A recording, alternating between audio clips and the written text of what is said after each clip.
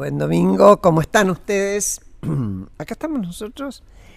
Recién me decía Pablo Marmorato, que está al lado mío, es la 5ª temporada que iniciamos. Exactamente. Dios, cómo pasa el tiempo. ¿Quién me lo hubiera dicho? Va. Siempre contentos con estar con ustedes, intercambiando y con buenos amigos que nos ayudan a pensar. Esta vez, con la ayuda también, no te voy a olvidar, Claudio Acevedo en la parte técnica, nos vamos a preguntar sobre un artículo que publicó en La Nación de Alejandro Katz, el riesgo de malversar los valores republicanos. Yo quisiera que habláramos de qué son los valores republicanos, cuánta convicción hay en la Argentina sobre esos temas, o es más un recitado que hacemos, hasta qué punto se avanza o uno espera avanzar, cuánto hay para recorrer, no sé, un montón de preguntas sobre el tema de la República. Y para eso invité, obviamente, al autor, claro, del artículo, Alejandro. Gracias, Alejandro, por venir. Es licenciado en Lengua y Literatura de la Universidad Nacional Autónoma de México. Fue director del Fondo de Cultura Económica. Hoy dirige su propio sello editorial, Katz Ediciones. Es ensayista, es editor. Y además tiene un programa de radio, en Radio Nacional, que se llama El Zorro y el Erizo. Va de 21 a 22. Lo acompañan ahí Pablo Stefanoni, un gran amigo también, y Mariano Schuster. Y al lado de él, la joven Sabrina Schmeyet. Eso no quiere decir que vos seas viejo, ¿no.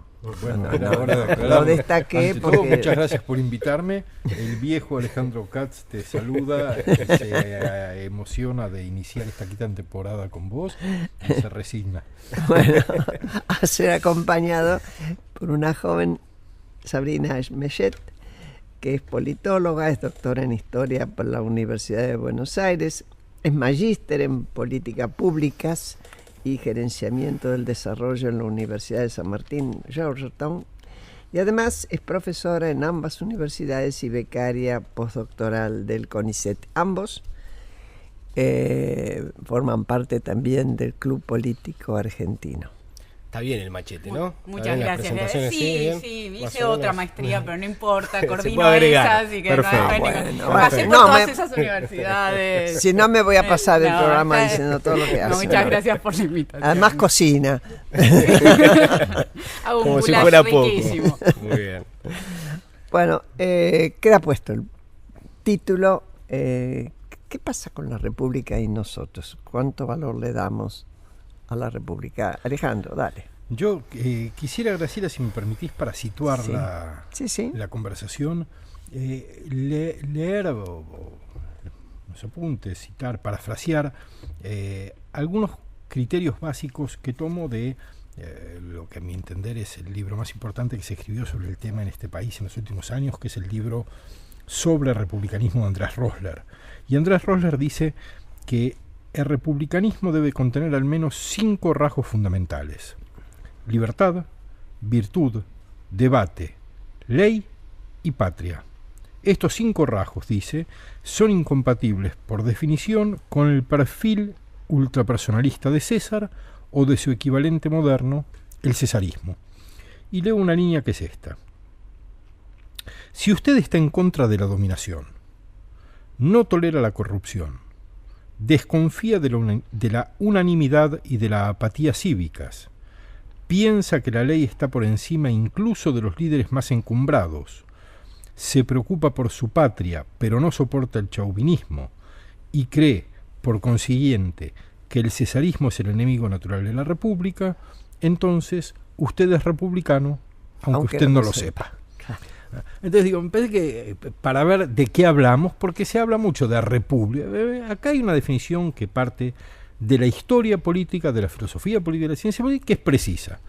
Y creo que si vamos a preguntarnos qué ocurre en Argentina hoy, está bien ponerlo en relación con estos 5 conceptos y en oposición al cesarismo.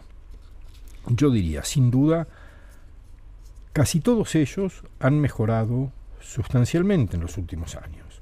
¿Qué es lo que ha mejorado? Una cierta idea de la libertad ha mejorado. La libertad como no dominación es una idea más poderosa en la sociedad hoy que hace algunos años, aunque hay que hacer algunas preguntas. ¿Cuál es la forma posible de la libertad cuando no hay ningún tipo de autonomía material o simbólica en una parte sustantiva de nuestra sociedad? El debate, ha mejorado la calidad del debate. Yo diría, el kirchnerismo impulsó grandes debates, pero dificultó u obstruyó que se produjeran. Puso los titulares y acalló las voces que hacen que un debate sea valioso porque expresan disconformidad, diferencia, desacuerdo. Por el contrario, nuestro Parlamento, que es el sitio por excelencia del debate en la República moderna, compleja, debería serlo, nuestro Parlamento ha mejorado la calidad de la deliberación. El cumplimiento de la ley creo que posiblemente ha mejorado, pero sobre todo se ha convertido en un problema más extendido y más preocupante de lo que lo era.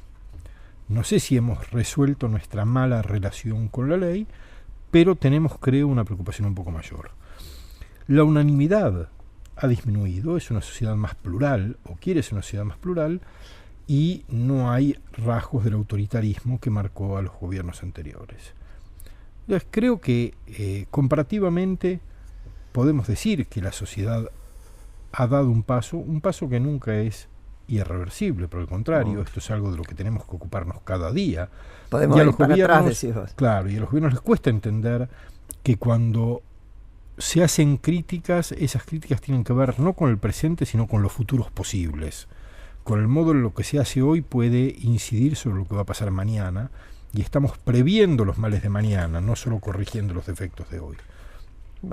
Sabrina en algún momento sacudía la cabeza. Una de las cosas en las que me dejó pensando Alejandro, retomando esta definición de Rosler, es el tema de la pluralidad, ¿no? Porque me parece que un cambio cuando se habla de que ya no es este clima unánime, que hay un debate mayor, un debate que no solo propone los temas, sino que permite que miradas diferentes se expresen, es el del pluralismo, es el de la posibilidad de la diferencia, la no existencia de una voz única.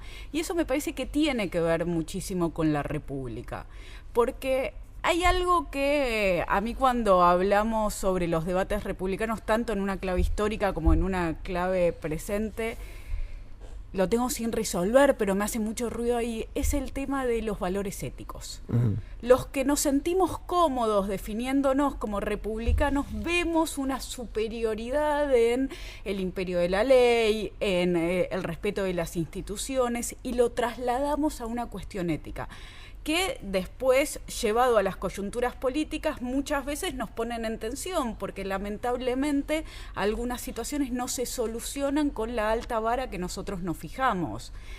Entonces, lamentablemente yo no soy tan optimista como Alejandro para pensar que en estos años la sociedad ha cambiado.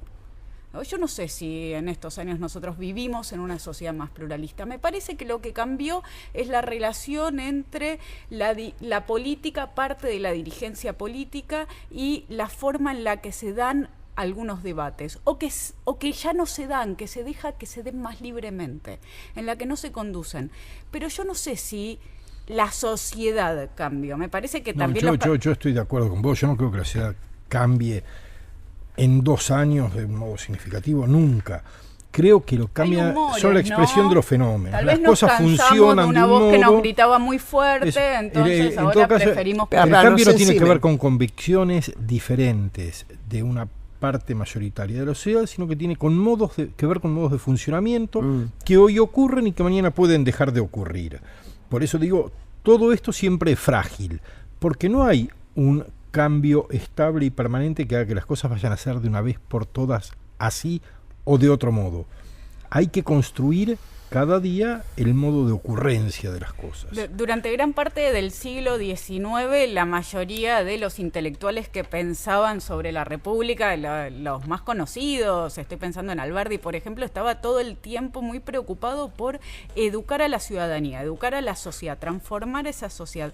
Me parece que eso se fue perdiendo un poco, sobre todo desde la segunda mitad del siglo XX. La idea de que la sociedad es algo que tiene que ser transformado y educado con determinados valores. Ahora, ligados al republicanismo, obviamente. Está bien. Vos podés, un ejemplo, el tema libertad, ¿no? Aun cuando haces un paréntesis que a mí me hizo acordar épocas, hace muchas, decís, pero uno piensa qué libertad tiene quien padece, qué.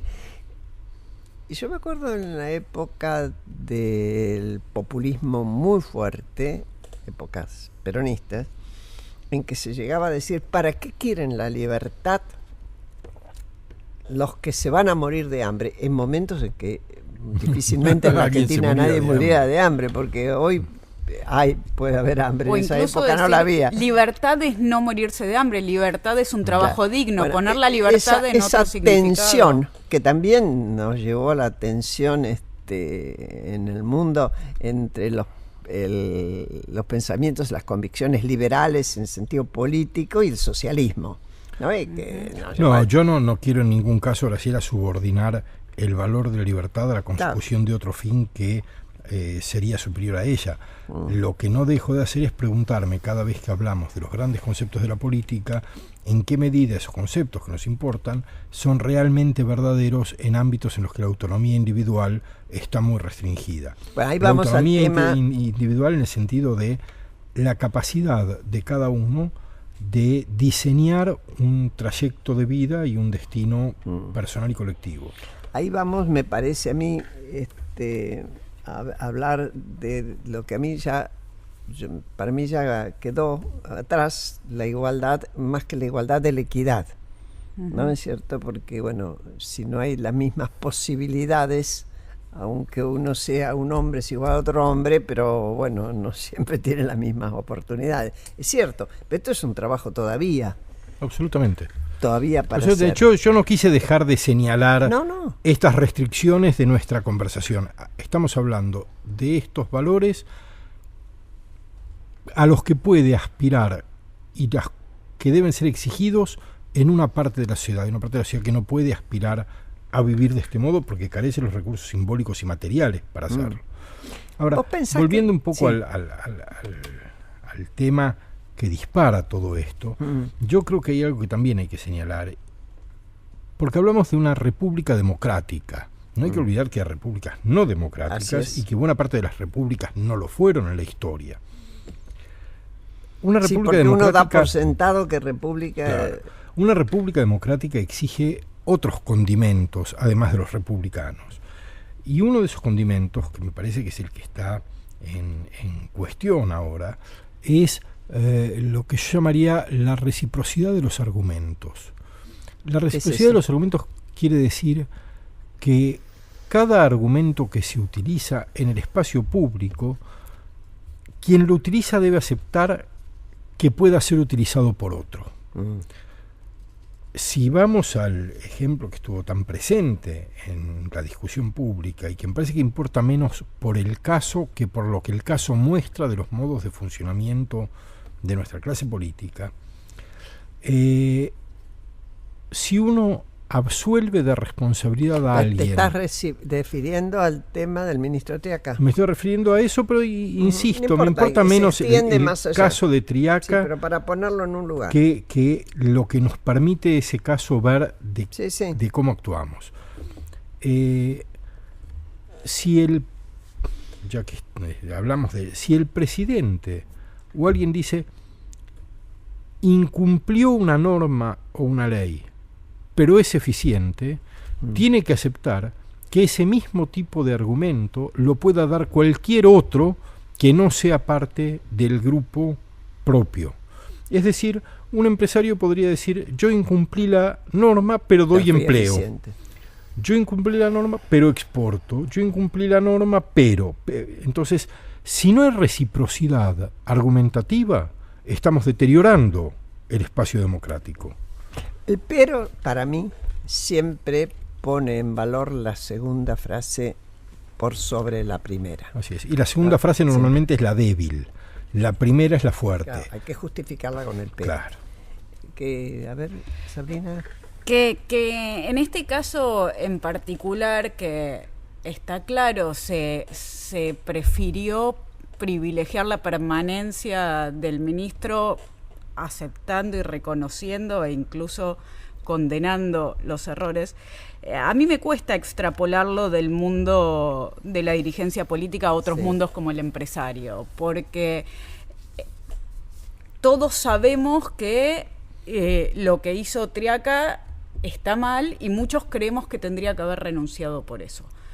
Pero sin embargo, no es un delito por el cual pueda terminar preso. No. Entonces, en el empresario que roba pero exporta, que roba pero da trabajo, hay un delito, hay una figura penal determinada. Me parece que nosotros no le pedimos, y no tenemos por qué pedirlo, ojalá lo tuvieran, pero no tenemos por qué pedirle al empresariado, por ejemplo, la misma altura ética y el mismo comportamiento moral que a los funcionarios. Yo creo que a los funcionarios hay que pedirle más. Por eso, yo creo que sí. Entonces me cuesta comparar esto y trasladarlo a otras personas. Pero me parece que es muy interesante ver, bueno, hay una nota de Tito Palermo de esta semana también en la que se plantea, bueno, cuáles son los momentos en los cuales un presidente toma la decisión de soportar, de salir a bancar a determinado funcionario y cuáles no. Y de lo que se trata es de la administración del poder político, y que muchas veces lo que puede no gustarnos como ciudadanos, lo que puede no responder a nuestra pretensión de valores institucionales y republicanos, es una fuerza de poder político que también podemos reconocer como buena al mismo tiempo. Aun cuando la medida concreta no nos guste, entendemos que hay una fortaleza en la capacidad de tomar esa medida que es buena para un gobierno. Uh-huh. Obviamente, dentro de los límites y todo. A mí me preocupa mucho más de este caso la sobreactuación, la exageración. A mí me preocupa más todo lo que se dio a posteriori. Me preocupa el decreto sobre los familiares. Leía en la nota de Alejandro su posición a favor de este decreto y que los familiares no puedan ejercer la función pública y que hayan renunciado. Y a mí eso es algo que me hace ruido. Digo, hay un lugar que desconozco completamente, que los abogados van a poder responder mucho mejor que yo, pero tiene que ver con la constitucionalidad. Digo, ¿por qué alguien esto es una señal política, pero no es anticonstitucional prohibir que una persona ejerza determinado puesto porque el hermano, el padre, el hijo es un funcionario? Y por otro lado, me parece que es una sobreactuación, es una exageración, que en este caso concreto posiblemente el único Triaca que tenía que dejar su puesto de trabajo no lo dejó y sí lo dejaron los otros. Sus hermanos, por ejemplo. Exacto. Entonces, ahí hay un movimiento pendular, ¿no? Esta cuestión de las reacciones. Una falta de normalidad. Claro. Como no hacemos lo que tenemos que hacer, hacemos otra cosa que es mucho más grande para tapar esto que no hicimos y que termina superándonos. Y no sé si es necesario. Yo, a ver, en verdad mi nota no expresa un acuerdo con el decreto contra el nepotismo, no es el centro. Yo estoy de acuerdo en que esto es una sobreactuación. Yo creo que el principio es un principio correcto. Quiero decir, creo que es necesario justificar la necesidad de la contratación de un familiar y no darla por sentada en una carta cuyo autor no voy a mencionar porque no fue una carta pública, pero alguien con un íntimo conocimiento de la profesión y del mundo de esa profesión argentina dijo que en su estimación, con prudencia, había entre 10.000 y 20.000 personas más capacitadas en Argentina que la hermana de Triaca para la posición a la que fue designada. Bueno, creo que hay que justificar muy bien la necesidad de que un familiar ingrese en la función pública con mecanismos excepcionales. ¿Cuál es la diferencia si es me pregunto, si es un familiar o si es un puntero que tiene 30.000 votos y que llega ahí porque maneja determinado poder territorial? ¿Cuál es? Creo que hay una diferencia.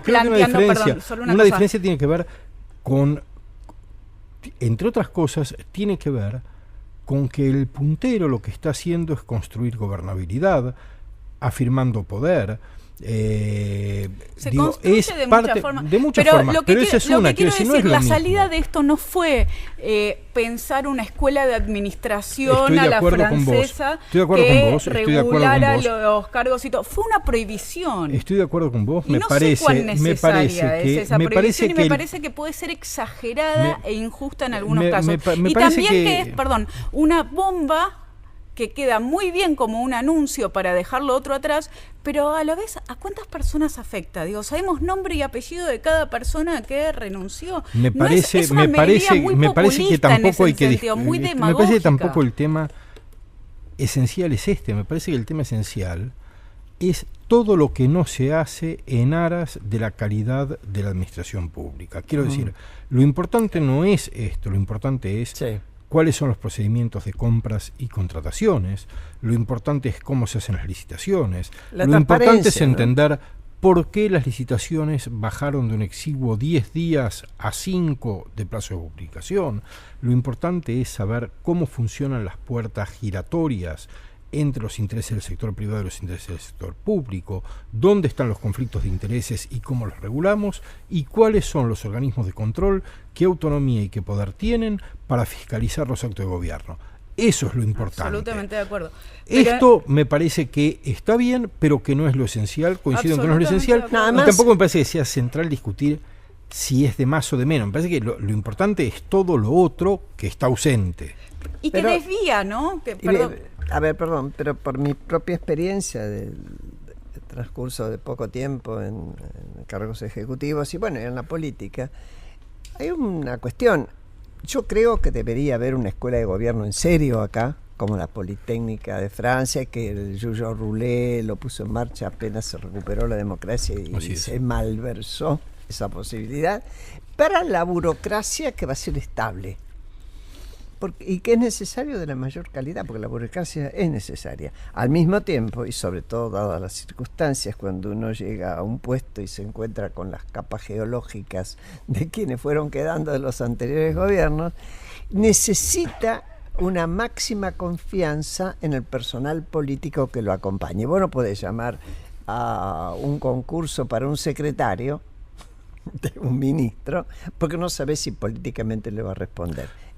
Pero si una tiene hermana que ir con en el directorio del Banco Nación no es confianza exactamente, del ministro. Bueno, iba a ser la diferencia. No es dentro de su equipo político. Claro. Y además la condición, y por lo menos yo siempre la cumplí, es que todos los que entraron con vos se van con vos. Porque si no, uno deja siempre a alguien en planta estable. Así es. Y eso es lo que acumula que crezcan los ministerios y las secretarías de una manera exponencial. Seguimos enseguida. Un minuto.